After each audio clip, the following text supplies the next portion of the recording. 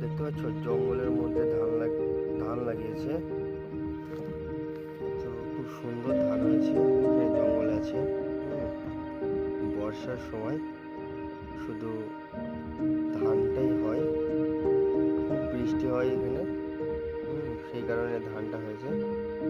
শুধু তেল সার দিয়ে ধানটা হয়ে যাবে। ঠিক আছে, খুব সুন্দর হয়েছে জঙ্গলে। এখানে 2-10 কিলোমিটার কোনো রাস্তা নেই। এই শুধু ধানটা দেখতে পেলাম অনেকটা।